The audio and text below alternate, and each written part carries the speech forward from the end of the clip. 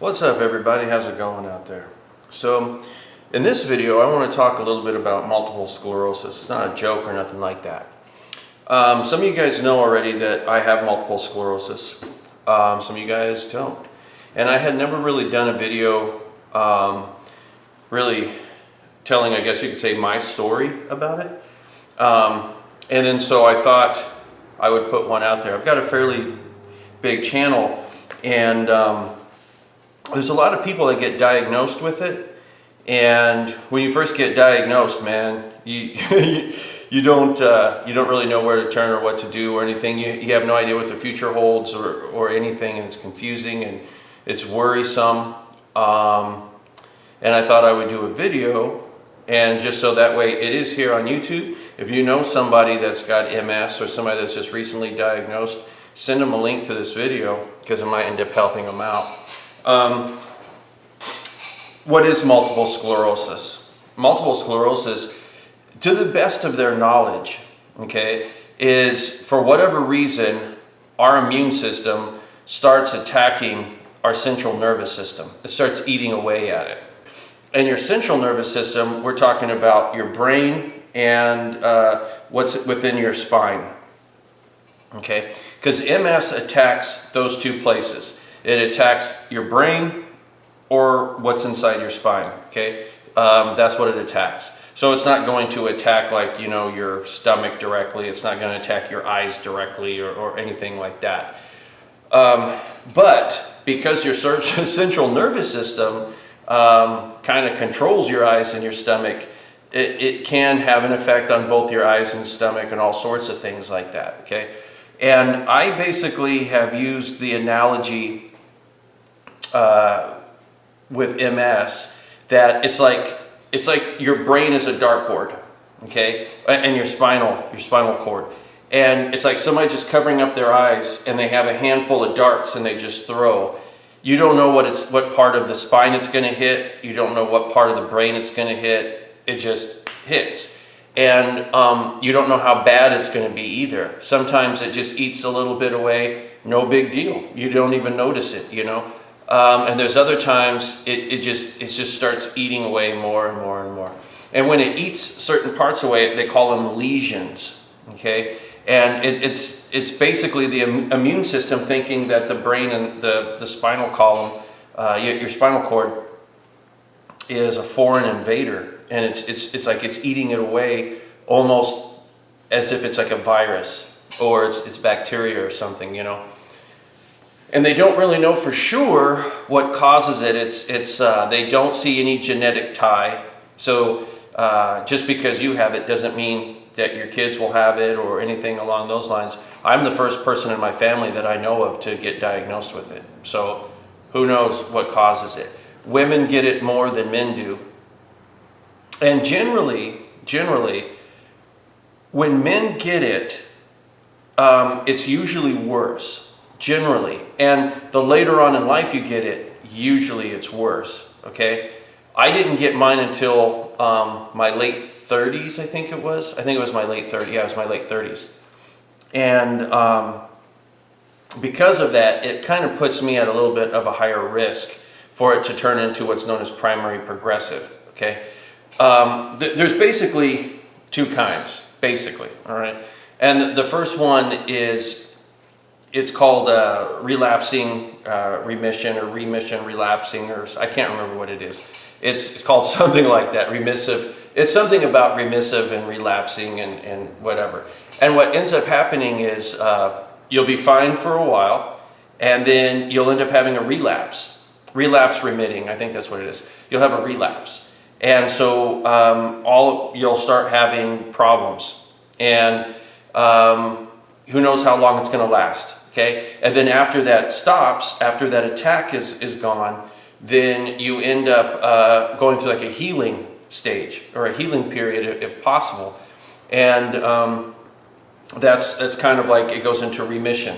And then could be a week, could be months, could be years, it strikes up again and attacks, okay?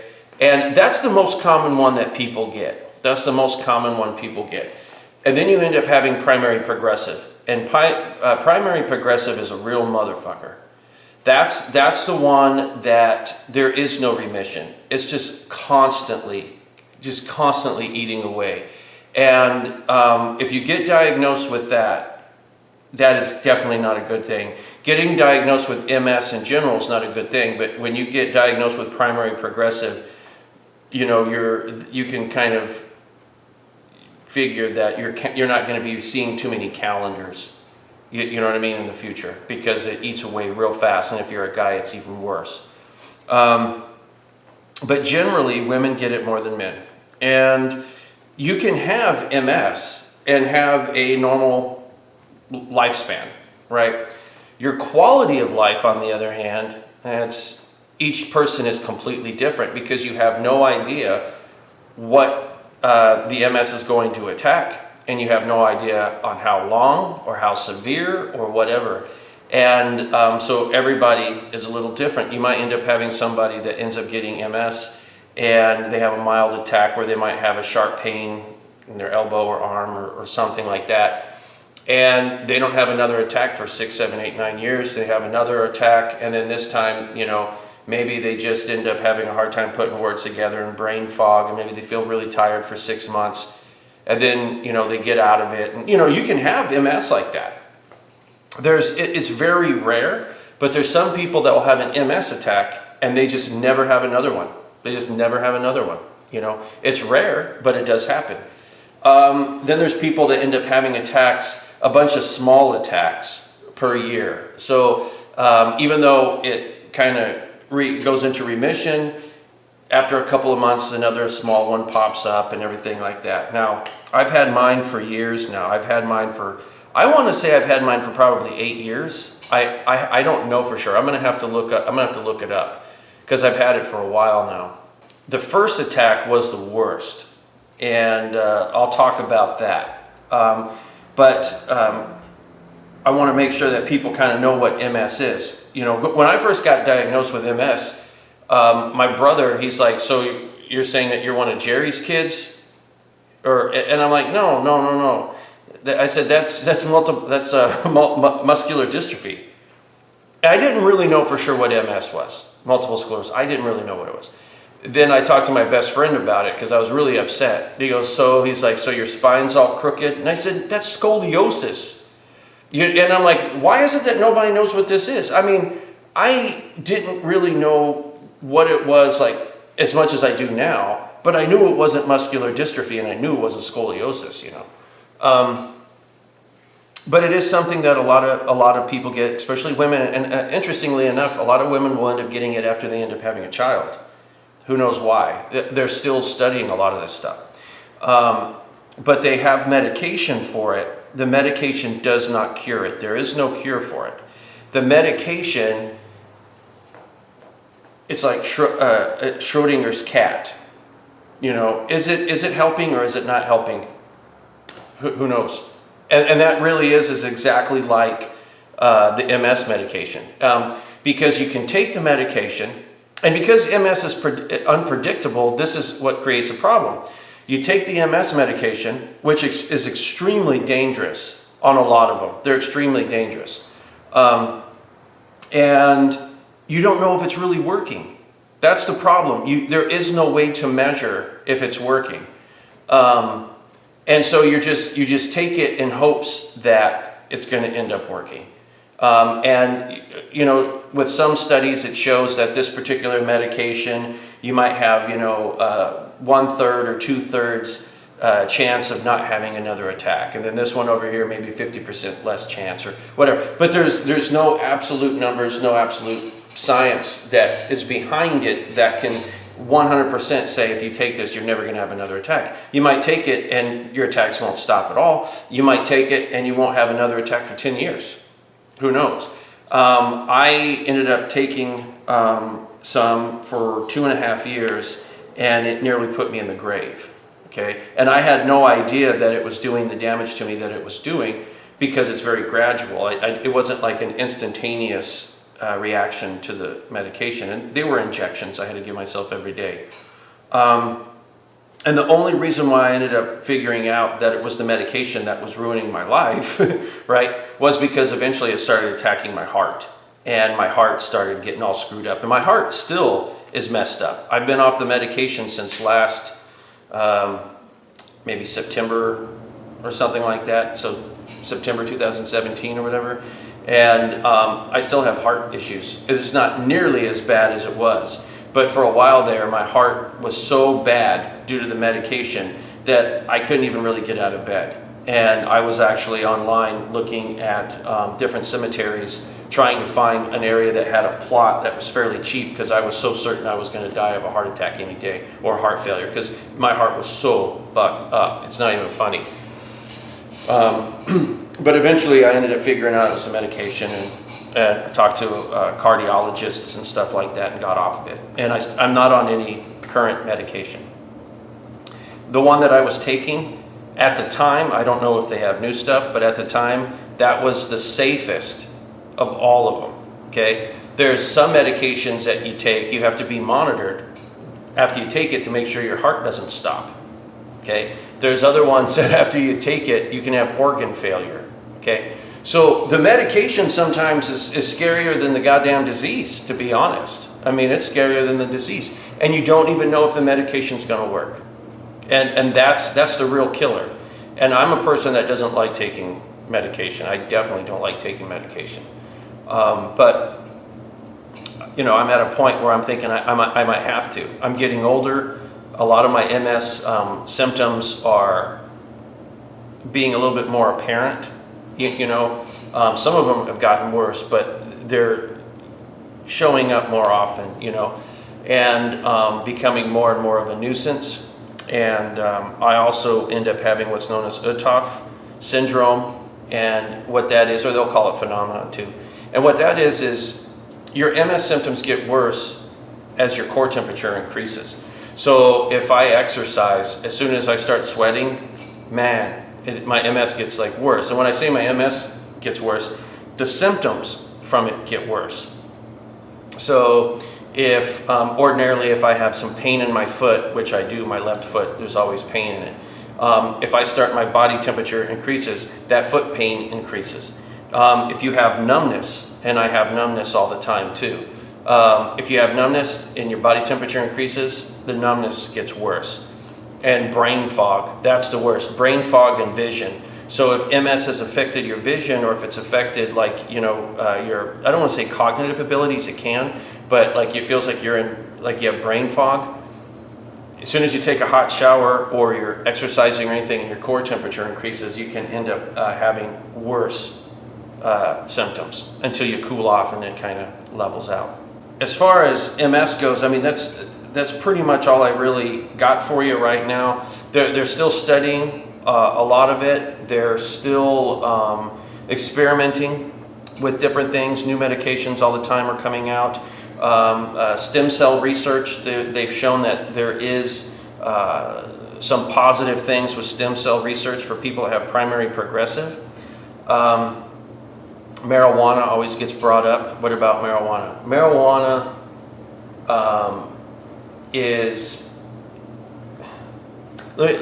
I'll put it to you like this.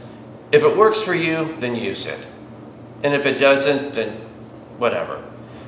For me, it doesn't help with any of the pain. None of the pain at all. It doesn't help at all with the pain. The numbness, it does.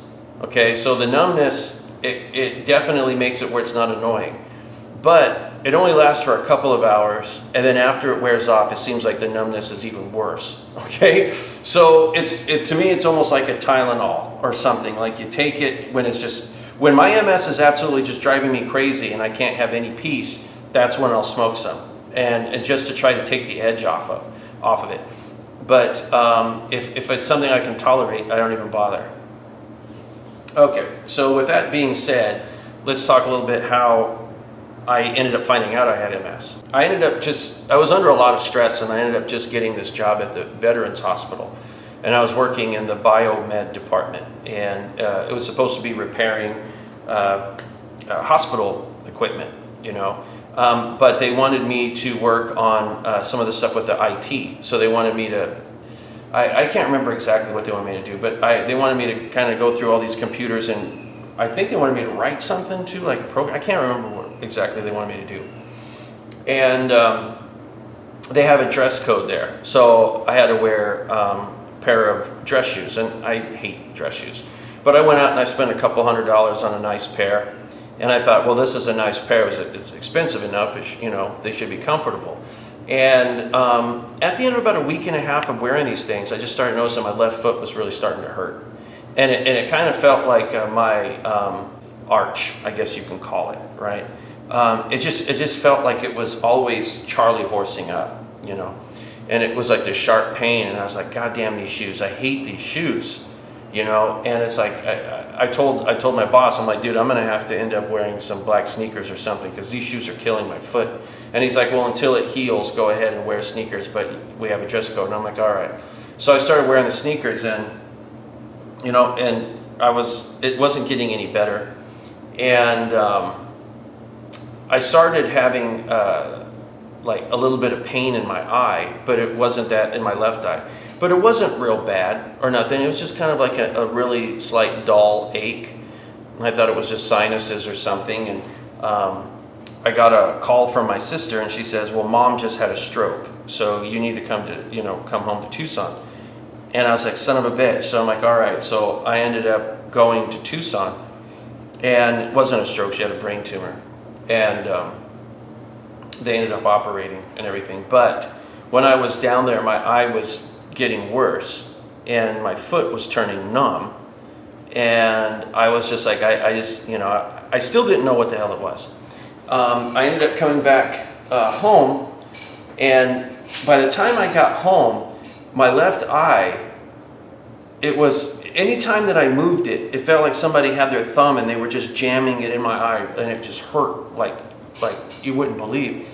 And it was a really dull pain, and anytime I moved my eye, it just hurt so bad. And the vision in it was just going away. Every day it looked like there was another layer of Vaseline on my eye. And I'm like, what the fuck is this? My foot is numb and it hurts real bad. And I thought that was still because of the shoes. And then my eye, I thought it was like, well, maybe I ended up getting a chemical in it, right? Because I was still spraying guitars and I was still building guitars at this time. And I'm like, well, maybe I ended up getting a chemical in it or something, and this is due to, chemical. So I ended up going down to the doctor, and the eye doctor, and they were looking at my eye, and they said, something, I'm going to have to bring somebody else in here to get a second opinion on this, because I don't want to tell you what I think I see without having, the king come in here and do it. And I'm like, what could you possibly see, And so they came in, they looked at it, and they said, okay, listen, what we're seeing is optic neuritis. And I've heard of optic neuritis before, and I knew that it was associated with MS, but I still didn't know what MS really was too much. And I said, so what are you telling me? I have multiple sclerosis? And he goes, you might. And I'm thinking, it's impossible. It's impossible. I don't have multiple sclerosis. And he goes, what we have to do is a bunch of tests to make sure that you have optic neuritis. And I'm like, okay. So they sent me to these other doctors, and I had to look at these TV screens that were flashing checker things, and I had to wear these things on my head. It checks the reaction time and all this other stuff of your vision. And they said, you have optic neuritis. And they said, we're going to send you to a neurologist to make sure, to see if you have multiple sclerosis or not.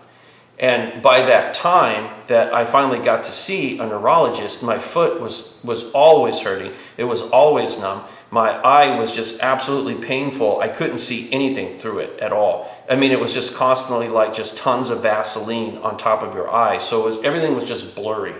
And it was just so blurry you couldn't make anything out. And the brightness, man, just looking at white piece of paper hurt my eye because it was just too bright. And I was having really bad brain fog, really bad. And I was having a hard time putting sentences together. And I was having very strange thoughts. And when I say strange thoughts, not like, I'm going to kill that, not like that. But strange memories and just strange reasoning. And one day I was getting ready to go to the mall, and I asked my wife, let's go to the mall. I said, I need you to drive because my eye is messed up. And you know when you do something, you kind of go through it in your head first before you do it? And I was at the front door, and I'm like, okay, I'm going to open up the front door, I'm going to open up the screen, I'm going to wait for her to walk through, I'm going to close it, I'm going to lock it, I'm going to do this and everything. And so I hear her coming down the stairs, and I open up the front door, and I reach for the screen, and it's not there, you know. And I start laughing, and I'm like, babe, you won't believe this. And she's like, what? I said, somebody had stole our screen door. And she's like, what are you talking about? And I said, the screen door's gone. And as soon as I said that, I realized we've never had a screen door, right? And I'm like, oh my God. And in my mind, it was just as real as the other door. And I was like, this is not good. This isn't good, you know? And we go to the mall, and I'm looking through some stuff to buy some tea for my mother-in-law. And there was like this tea store. And there was this nice little kettle and stuff, and I thought I'd get it. And so I put it there, and the guy's like ringing it up, and he said something like it's going to be $60 or $70. I can't remember what it was. So I took out a $100 bill, and I gave it to him. And he took it and he looked it up. And when he looks up at it like this, the first thing I'm thinking is, I need to show him my identification so that way he knows that it's me on the bill and he knows that it's real. So I start taking out my identification, and right when I get ready to kind of hand it to him, I stop myself in my tracks and I put it back in because I realized what I was doing and thinking, and I'm like, I don't like this. So I got my change and I told my wife, we need to go home. We need to go home. I don't like being in public right now. I'm like, I don't like what's happening inside my head, and I'm afraid because I don't know if this is just the beginning of something or if it's going to get worse or whatever. And I was having a hard time putting words together like in a sentence. So if I were to say something like, well, tomorrow we should go out to the store and, I don't know, buy some ground beef or whatever, I'd be like, tomorrow we need to go to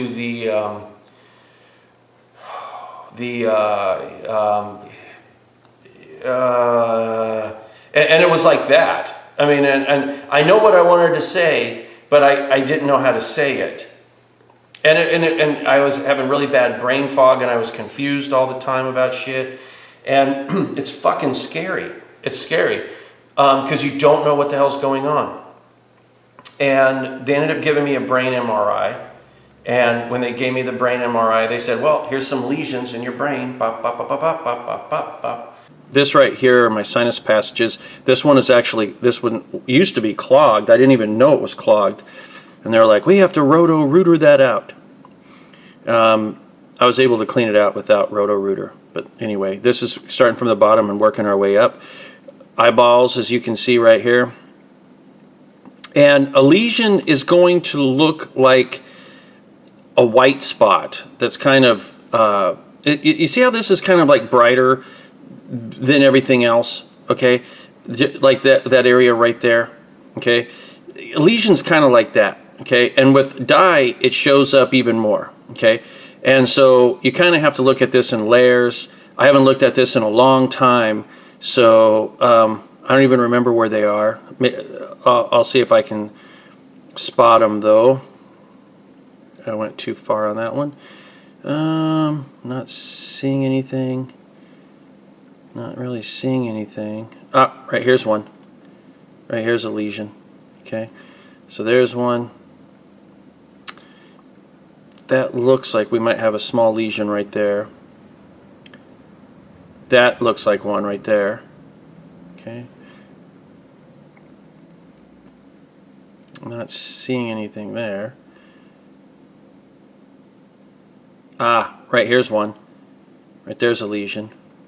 And it kind of keeps going up. So this one is like vertical in my brain. This is getting toward the top of my head. And I'm not really seeing anything else. Those are the ones that just jump out. Yeah, that just jumps out. Like when you go like this, you can just see it. It just jumps right out. And they said, that looks like multiple sclerosis. So they said, you know, you've got optic neuritis, you have all of these other symptoms, and plus you have a MRI that's abnormal. This looks like multiple sclerosis, but we cannot declare it is multiple sclerosis until we end up giving you a spinal tap. So I'm thinking, I saw the movie, you know, I don't have a problem with this. So I end up going in for a spinal tap. And all of this stuff, by the way, is taking them forever to do. it almost took a year for me to get diagnosed. From the first time that my vision was bad up to then, it almost took a fucking year because of how slow the damn process is with all this stupid corporate medicine and insurance bullshit. But anyway, I go in for the spinal tap, and I have to lay down, and he's trying to get it into my spine, and he couldn't get it in. He kept jabbing it in there, and he did it like 5 times. And he's just like, if we can't get it in on this last one, I don't know how we're going to do it, because everywhere I've tried, it's not going in. And everywhere that he had stuck it in, it was just like being electrocuted, right? Because like he would jam it in and it would hit a nerve, and my left leg or right leg would just start jumping, and it would hurt so bad. And he's like, well, I'm going to have to move that over here. And he would jam me somewhere else, and it would hurt bad. It was like 5 times. And finally, he had me set up, and I had to lean forward. And he finally got it in, and they ended up draining it. And I have a picture of me laying down, and at that time, I was listening to FX a whole lot. And so I was doing my Saranye heart and everything, laying down in the bed. And when my wife took the picture of it, that was bad. The spinal tap fucking sucked. But then it came back, and they said, it doesn't look 100% like MS, but at the same time, what it's saying here is saying that it's MS, right? And he goes, and this is what's weird, because usually you end up seeing this and this. And he goes, this is normal. He goes, but this is abnormal. And he goes, but he goes, you always see this with MS, and you don't see it with anything else. And he's like, so he goes, you have MS. And I'm like, well, okay, but to me, it was confusing, because it's like, okay, maybe it's not MS, right? Because if this number is supposed to be, but I have MS, and he said, well, you're going to end up having to start taking medication so it doesn't progress, because it is progressive. It's going to deteriorate. It's going to make you deteriorate. And I'm like, I'll take my chances to see if this is the only attack I ever have. And it took a long time for my vision to come back 100%. In fact, it's still not 100%, hence why I've got these. But I would say it's about 90% of what it used to be. My left foot off and on goes numb, and there's pain off and on. Lately, it's been bad. And it was kind of, my brain fog went away, and I started being able to think again normally. Maybe it was about a year after the first attack, and everything started healing, and I was thinking, okay, finally we're out of the woods a little bit. I started having like really bad numbness and pain on my left side of my torso. So basically from my waist up to almost my nipple, and then from like, I don't know, about 6 inches in from the side to the front, and it wraps around to about 6 inches in the rear. It started becoming like painful, like a stabbing. And it was numb. The whole area is just fucking numb. And so I went to the neurologist again, and I told him about it. He goes, it sounds like it's MS. And so they ended up doing an MRI on my brain. They said, well, we're not seeing any new lesions, like from the last MRI, because I was getting an MRI per year. He goes, and so we're not seeing that. He goes, I'm going to give you another MRI, but this one's going to be for your spine. And so they ended up giving me one for my spine, and it came back, and he goes, your MS is in your spine, okay? So MS generally, for most people, stays within the brain, okay? Generally it does, but you can also get it in the spine. And I'm one of the lucky bastards that's got it in both. And it was eating away a portion of my spine, and he goes, the size of the lesion that is in your spine, he goes, I don't know how you're still walking, because I've seen this before, and people are in wheelchairs, right? He goes, I don't know how you're still walking. He goes, we've got to get you on some type of medication. And then after I heard that, I'm like, it looks like I'm going to have to get on medication. So that's when I said, okay, I'm going to start doing the injections. And when I had first started doing the injections, I felt weird. I felt like there was something that wasn't quite, right. But I figured maybe it was just anxiety or something. And then I slowly started becoming like depressed. And then the depression became really bad. And I was attributing the depression with all of the stress that was going on in my life at the time. And I was telling my doctors about it. I said, man, my depression is really fucking bad. I'm doing self-destructive behavior. It's like I can't focus. There's nothing that brings me happiness anymore. And it's just like, I feel so fucking empty. And it's just like, it's just horrible. My life just fucking sucks. And he goes, well, depression is the number one complaint that we get, neurologists get. It's the number one complaint for MS patients. He goes, are you thinking about killing yourself? And I said, I haven't got that far yet. And he's like, well, he goes, if you need to talk to a psychiatrist or a psychologist, we don't have any here, but we can recommend somebody. You can call these people. And he goes, maybe you can get on an SSRI. And I'm like, I'm not going to take SSRIs because I don't do well with them, And the depression just kept getting worse and worse. And at the time, I had a friend that had manic depression. And I was talking to him, and he's like, dude, you're suffering from manic depression. He's like, I have this. I deal with it all the time. I've had it for years. And I'm like, I don't want to live like this. It's horrible, And I couldn't do a goddamn thing. I was in la la land. I couldn't, and at the time I thought that I was present. I thought I was here, but I wasn't. I was in a really fucking dark place. And then I started having heart problems. And when my heart started beating irregularly, and not just fast, not like thump, thump, thump, thump, not like that, but it'd be like thump, thump, thump, thump, thump, thump, thump, thump, it'd start doing weird shit like that. And when it would happen, I couldn't even catch my breath or nothing. It'd just be like, and sometimes you get lightheaded, you feel like you're going to drop and shit. And I had to look into that. And people were like, oh, this is probably PVCs or PACs. And at first, it just seemed like it was caffeine that was causing it. So I got rid of caffeine, and that kind of helped. And then a few months later, it started showing up again, and I started noticing it started happening when I was tired. And then I started noticing that I was having like really, really bad headaches, and my sleep was turning into shit. And then they did tests, and they said, you have sleep apnea. I'm like, Jesus Christ. So I had to start wearing one of them stupid masks and everything when I went to sleep. And depression was getting worse. My heart was getting worse. I did a video once where I was trying to walk my dog, and I walked maybe not even a block. And I honestly thought I was going to fucking die right there. I thought I was going to drop fucking dead. I couldn't breathe.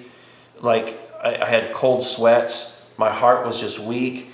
There were times I couldn't get out of bed because just standing up, I felt like I was going to just die, And it was just so horrible. And I literally was looking for places to be buried because I'm like, I'm going to fucking die. And then the doctors are like, well, we can see you in 3 weeks, and it was just really bad. And then I was in bed for a while, and I couldn't take my medication. I couldn't inject myself. And at the end of a few days of being in bed, I was like, I'm starting to feel okay. So I haven't had my injection in a while, and I don't want my MS to get worse, so I better go give myself an injection. So I gave myself the injection. Within just an hour or two, started having all the heart problems again. And I was like, well, wait a minute. Maybe it's these fucking injections. So I just quit taking them. And my heart was still bad, but I noticed a slow progression of getting better. And also, slowly but surely, my depression was going away. And at the end of about 2 months, my sleep apnea went away. The medication was behind all of that. But after about 3 months or 4 months of being off of it, it was like waking up out of a nightmare. And son of a bitch, it ruined my fucking life. I was on that shit for 2.5 years, and it ruined my fucking life. And because I wake up out of the nightmare, but this nightmare is my reality, and there's so much damage that's been done, and it's just like, this is your life. What are you going to do? And so I've been in the process of trying to repair it ever since I've been off of this medication. And my heart is still messed up. It's not nearly as bad as it was, right? I would say my heart is probably about 85% of what it used to be, And when my heart was really bad, it was only about 10% of what it used to be.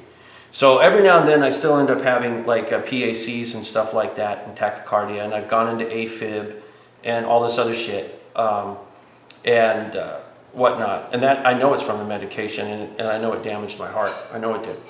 And there is no recourse for that. I've contacted attorneys, I've contacted all sorts of people, and no one will touch it with a stick.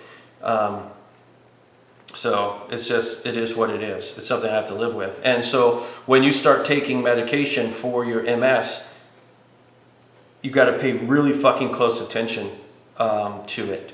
Pay really close attention to everything that's going on. Report every single thing that could possibly happen. I mean, like that you're experiencing while on it. And if at the first sign of anything that doesn't seem right, man, consider getting off of it, or talk to your doctor for sure. My neurologist told me, he goes, "Oh, the heart problems, it couldn't be from the medication." He was wrong. He was wrong. The electrocardiologist or whatever, the cardiologist, she was the one. She's like, absolutely it could be causing it. And right here in the fine print, it says that it can cause palpitations and this and this and blah blah blah. It's a rare side effect, but it can happen. So it is what it is. When you have MS, it's not the end of your life. It's not the end of it. For some people, they get diagnosed with it and they have a severe case of it, and the diagnosis is really bleak, right? And your neurologist will tell you, okay? But if you have like relapsing, remitting or remission or whatever they call it, if you have that, chances are you'll be inconvenienced for a while during the time that you're having an attack, and then you'll have the healing process, and it never heals 100%. I've been kind of lucky because I've been able to get at least 80% back of everything, at least. Some things I've been able to get like 90% back. It just depends. And even though you might end up being put in a wheelchair for a while, there's a good chance that you won't be in it forever, right? The healing process. And it's actually quite incredible how your body can recuperate from such an attack. It's quite incredible. And the brain can find new neural pathways to accomplish things, I don't know so much about the spine, but it can end up happening. And MS is no joke. It isn't a joke at all. When MS starts attacking parts of your brain that start controlling things like your breathing and a portion of your heart rhythm, because a lot of your heart is actually controlled by sinus nodes, vagus nerve, and stuff like that. That's actually within the heart, the pacemaker within the heart. But at the base of your skull, at your brainstem, if it starts attacking that, game over, And there's a lot of people that when their MS progresses, it gets to a point where they can't swallow anymore. And then so what will happen is they'll try to eat, they'll try to swallow, they can't do it. Pieces of food or whatever get lodged in their lungs. They end up getting pneumonia, then they die from pneumonia. And they say they didn't die from MS. They died from complications from MS. No, to me, you died from fucking MS. They say that you don't die from MS, right? MS won't kill you, but the complications from it will put you in a grave, okay? So I don't know why they tell us that. It's bullshit, If everybody that has had MS, and it's turned into primary progressive, it was MS that wasted him. Look at Annette Funicello. It was her. The way that she was living her life before she died was horrible. Bedridden and everything, looked all fucked up, having a hard time with everything. Don't tell me it wasn't MS that killed her. Richard Pryor, same thing. He was all fucked up from his MS before he died. He was all fucked up from it. Terry Garr has MS, and she looks like she's had 5 strokes and shit because of it. Poor, and I feel really bad. I mean, I have it, but I feel really bad for other people that have it. that have it worse than me. I feel really bad for them. But because I don't think anybody deserves it, nobody deserves it, and it's so fucked up that you're kicking your own ass, that was one of the jokes that I was saying. It's kind of like it would figure that I would get a disease where I'm kicking my own ass, because essentially that's what it is. It's almost like God says, I've done everything I could to try to kill him. It looks like the only way that I can get rid of this guy is if he kills himself, and he's like, he's not going to shoot himself, so I'm going to have his immune system waste him. I don't know. I'm kicking my own ass. And my immune system actually is a great immune system. It's tough as fucking nails. I mean, I could eat an AIDS sandwich with a couple of Ebola push-up pops, and I'll be fine, because my immune system is that good. And maybe that's the problem. Maybe it just got so bored, because it's like, I'm tired of viruses, I'm tired of bacteria. Fuck it, I'm gonna kick my own ass. I don't know, maybe that's what it is. But, everybody's story when they end up having MS, when they first get it, that's just their first story. But you're gonna have more as time progresses. You're gonna have more. And one thing that I can tell you that I know from my own experience is that there are certain things that trigger MS attacks, right? At least for me. If I avoid these things, it's just as good as taking medication, at least for me. Okay? The first is don't eat anything that you have an intolerance or an allergy to. And you're going to have to find out what that stuff is by eliminating the stuff from your diet and then reintroducing it slowly, okay? But for me, I can't have anything like dairy, okay? A little bit of cheese is okay, but dairy in and of itself is my enemy, okay? And they've actually done studies on that, and they have found that for whatever reason, people that end up having dairy and MS, the dairy makes their MS worse, but cheese not so much. Who knows why, okay? Also, I need to avoid, for whatever reason, I have to avoid the amount of sardines that I eat, okay? When I first had my first attack, I was eating shitloads of yogurt and sardines, shitloads. And I don't know if there's any tie between this or not, but over the past few decades, at Sardinia, the little island over there near Italy, I think it's near Italy, Sardinia has had a huge influx of MS patients. Just a shitload of them just pop up out of nowhere. And they don't know why the island is being hit with so much MS. They don't understand it because it's an island. And there's not a lot of people going to and from, and there's not a lot of import-export type of stuff. It's an island. So where in the hell is this MS coming from? Good question. Sardinia, sardines, I don't know. I don't know what it is. But just try to avoid things that you shouldn't really eat.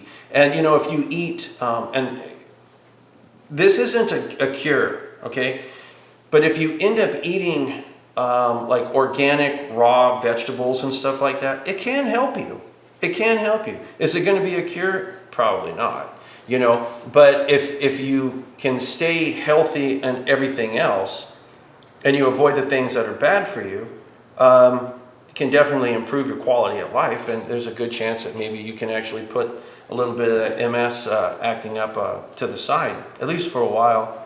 And you're going to have people all the time going to say, hey, have you heard about this new marijuana cure? Hey, have you heard about this doctor that she ended up having it and she ended up changing her diet and now she's cured? Hey, did you hear about this guy that cures people with MS with faith healing? Hey, did you hear? You're going to hear this shit all the time. And let me tell you something. All the people that are telling you this, they might have good intentions, but none of them are doctors. All of that stuff is bullshit. There's no science behind any of it that's accurate, okay? And I'm just being honest with you. So if you want to change your diet to something where it's all raw food and it's all vegetables and everything like that, more power to you. Give it a shot. If it works, it works. If it doesn't, it doesn't. To everybody's a little different, If you want to be taking CBD oil because you think it's going to cure you and it actually helps you, more power to you. For some people, it might help them. For other people, it doesn't. For me, it's not going to help me, And I had tried going vegan for a while. My quality of life, I felt better. I felt cleaner, internally. But it's something I can't keep up, man. I'm a meat eater. I can't keep up with that. But you're going to hear all sorts of fruitcakes tell you that they have a cure and they know a cure, and it's going to start annoying you. And there are people, if you have a YouTube channel, people are going to post links and everything like that. And like I said, it's well intended, but I ignore all of them. I ignore every single one, because when I first got diagnosed, I looked up everything and I researched everything. So all of these things that people are sending me links to, I've already looked into. You know, this ain't my first rodeo. I've had it for a while, and I've looked for a lot of shit on repairing it. I've bought tons of books on it. You name it. So there's really nothing that anybody can tell me about it that I don't already know, unless it's new information, you know. But that's my story, guys. That's my gist of MS. Basically what it is, what it's kind of like to have it. For me, I still have brain fog. I still get brain fog all the time. It's not as bad as it was, you know, back in the day. Oh, and then this is another thing. You are going to be tired all the fucking time, right? Like, I am always tired. I always feel like I haven't got any sleep. I always feel like that. And I have to push myself constantly to get anything at all completed. Anything at all, you know. And when I walk my dog, it's like I feel like I've accomplished something major, because every step I'm like, I don't want to do this. I'm so tired. I don't want to do this. But after I walk 2 miles, 3 miles, you're like, you did it. You know, you fucking did it. You didn't want to, but you did it. And you're going to feel tired a lot. There's some days you won't, but you're going to feel tired a lot. And quite honestly, if you feel that tired, just stay in bed and rest. You know, quite honestly, trying to get up and do a whole bunch of stuff usually does more damage than good. It's okay, just take a day off. You know, take it 2 days off if that's what it takes. There's days that I have to do that still, where it's like I wake up and I'm just like, I'm so fucking tired, I can hardly do anything. You know, I might be able to edit a video. I might be able to do a little bit of maybe some fret work or something, and even then I'm so fucking tired I can't do. So I'll just end up laying down. You know, it's like I'm done. I can't do anything.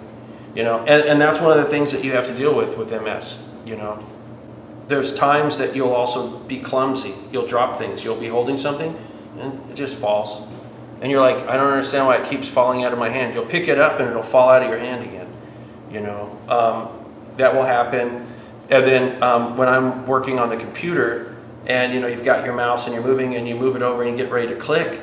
For some reason, if I do that and I get ready to click, a lot of times right before I get ready to click, my arm will jerk and it'll go somewhere else and it won't click. And I don't know why it does it. It's nerve. You know, your nerves are all screwed up. I have a lot of little tweaks. I got all sorts of stuff that is kind of fucked up with my nervous system because of it. And even sometimes it affects my speech still, you know, and I know that. Because I'll sometimes watch one of my videos and I'll be like, what the hell am I talking about? Because I'm using the wrong words. I'm misspeaking, you know. I might have done it in this video for all I know. And I never used to do that. But, you know, you're having your brain attacked. What are you going to do? And it's not always 24/7 under attack. If it is, you have primary progressive, you know. You go through small bouts and then it goes into remission, you know. But it sucks. Nobody should have it. It's fucking, it's not cool at all.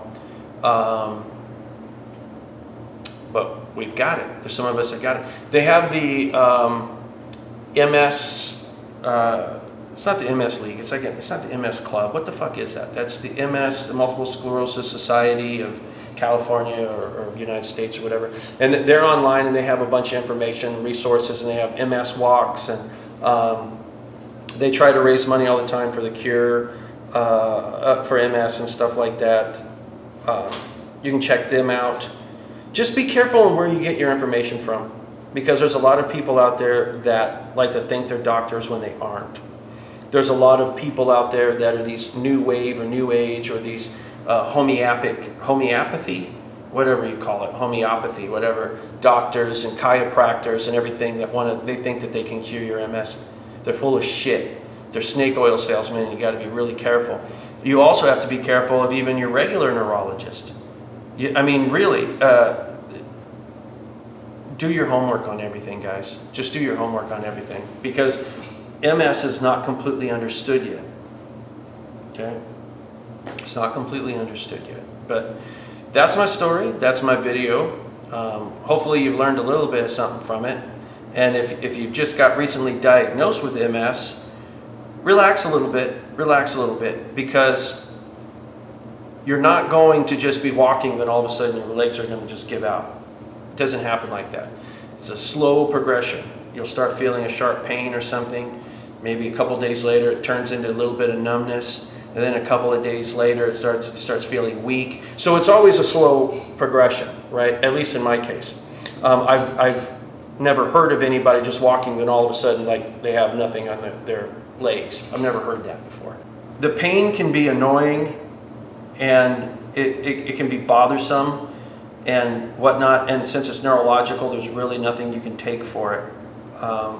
But usually it'll end up going away, unless it's something that unless it's really far in, you're really far in with your MS. I know Montel Williams, his MS, he's always got pain. He says his feet and legs hurt all the time, and he smokes weed all the time for it. You know, hey, and if it works, it works. You know, for me, you know, for me. But for some people, it does. So give it a shot. You know. Anyway, that's that, guys. I don't think there's really too much else for me to say. This turned into a long video, 51 minutes right now, 52 minutes. Didn't intend it to be that long. I think that's that. Anyway, guys, till next time, talk to you later.